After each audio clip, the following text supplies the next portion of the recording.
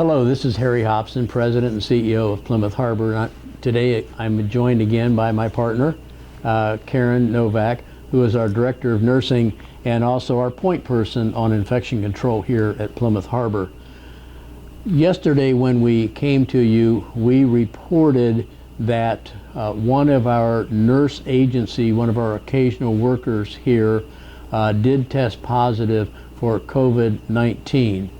Now, this CNA was with us on April 2nd, 11th, and 16th, and each one of those days worked a 16-hour shift. Correct. So we were notified that she's tested positive, so we put our plan into effect immediately. So I'm going to ask Karen to kind of walk through what we did yesterday specifically once we received that news. I'll come back on the communication plan. Sure. Yesterday, upon hearing that we had a positive COVID-19 in our building, we kind of got the COVID-19 team together right away. We identified what we needed to do, and we started off by communicating with each other. We spoke with Harry, with Joe, got the team activated, met together briefly. We identified what we needed to do, and that was to begin testing on some of our staff. We knew immediately that we could get consent from our staff. We knew also that we wanted to address the needs of the residents. I have to share with you that's not something that most facilities would do, because we have had no symptoms whatsoever, no any kind of changes to our residents or our staff. But being Plymouth Harbor and wanting the best for our residents, we went ahead and decided, let's go ahead and test everybody. So we got the consent, we did the testing for our staff yesterday, and we finished up on the staff today, as a matter of fact, for those that weren't here yesterday. But we began communicating with the families and getting consent and letting them know what really happened in Plymouth Harbor yesterday. And that wasn't just limited to Smith Care Center. We also communicated facility-wide, because again, it's something that we do. We wanted everybody to be aware of what was going on at the time. So we spent pretty much yesterday communicating with everybody, identifying what we needed to do, getting the plan in place, working with the laboratory, getting the gentleman here to help us swab our residents today. And then today, bright and early in the morning, we confirmed our consents. We got the doctor's physician orders for the testing completed, and then we started our swabbing. So it's been very successful. We have 100% of our residents swabbed, 100% of buy-in with the families and the community. So we're very thankful for their support and very confident, feeling what we did was the right thing. And I want to emphasize that the area that we're talking about is the Smith Care Center, our nursing home. I was also impressed, I said it yesterday, I was impressed with some of the team members that really weren't necessarily required for the test, but said, yeah, I'd like to have one as well. Absolutely, and I think that's important to really identify those that would like to have it, because they are wanting to do the best for our residents here while they're here. I'm often asked a question by residents, well, how are the team members doing? How's our staff? And you know they're doing quite well.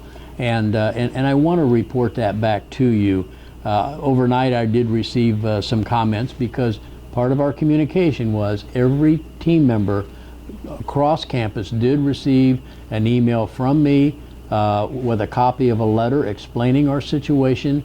In fact, they got 2 emails. Another email followed maybe within an hour, and that was video. So they actually saw us sharing that news with them. And got some very nice comments on how much they appreciate being a part of the Plymouth Harbor family. Absolutely. So we're in this together, and I think they truly know that Plymouth Harbor walks the talk. Right. And I emphasize the fact, and I'll do it again, we will embrace, if it's a resident or whether it's a team member, we're going to embrace that person and give them the best possible care. Absolutely. Harry, I know we had some concerns about masks. Some of our staff, not our staff, some of the residents here at Plymouth Harbor had some questions about our masks. And we actually have 2 different types of masks. One, there are loops that go around your ears, and the other one is our N95, but there are also other kinds of masks that actually go around your head. And I'm going to show you how to do this, just in case you're wondering how to put a mask on. We're going to start with the one that's got the loops at the side. there is a bendable metal band. You want that to be on top, and you want it to conform to the bridge of your nose and form a seal as tightly as you can so that you'll have an indentation in the mask. And then you're going to take your hands and loop the loops around your ears, and then again adjusting your mask, tightening it right there on the bridge of your nose and covering your mouth. The idea is to prevent the spewing of any kind of particle from your nose and your mouth. So this again is how you put on the mask that has the loops. Again, the metal at the top. The same thing for the kind of mask that goes over your head. You'll see it's got a little bit different bands than the one with the loops. Okay, they both will go over your head at once. Okay, so it's going to be like a little turtleneck sweater almost. But again, the metal band is going to go at the top. Okay, now this is where you get the really bad hairdos, that you're going to have a mask hair, but that's okay. Again, conforming the metal band to your nose, and then making sure you've got a nice, tight, snug fit, so it stays close to your face. The idea is, again, making it comfortable, but making it tight so that you don't have really any air leaks. I was just curious, now does that mask, does it come with either a comb or a hairbrush? You know, I'm thinking this is going to catch on to a lot of people. Okay. It's going to be the Plymouth Harbor look. You know, on a serious note, that's called an N95. Yes, this is our N95. Explain that a little bit. We hear that all the time on news. Sure, this has a higher filtration rate, meaning it kind of takes out those smaller particles than that of a cloth mask. This too is used when we have a positive COVID-19 case. Again, we're going to take those big particles, those droplets, and it's not going to allow that permeation, if you will, from the outside through the mask, whereas a cloth mask may do that.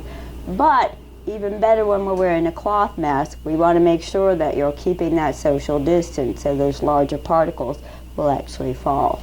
But the N95 has a higher filtration rate than that of a surgical mask or even a cloth mask.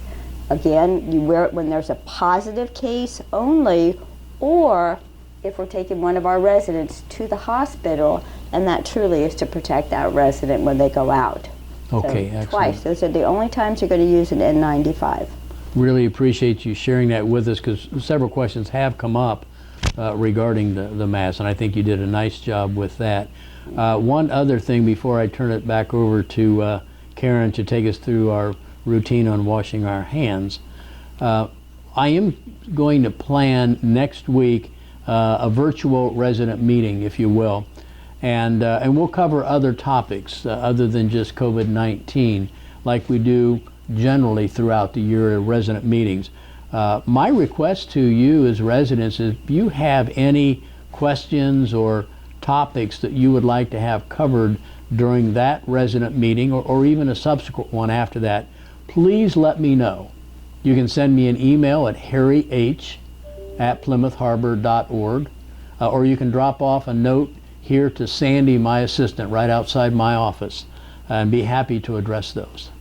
So Karen, that's about it for this video, but I know we're not going to get away without you reminding us. Absolutely. Please remember to keep your social distancing, 6 foot away from somebody, again allowing those droplets to fall down into the ground around you rather than on you. Remember to wash your hands. Again, sing that happy birthday song twice, and hit those high contact areas with soap or some kind of antibacterial lotion or whatever. All right? Okay, excellent. But mostly, don't forget, don your masks. This video is over, so let's put our mask back on. All right, have a great day. Thank you.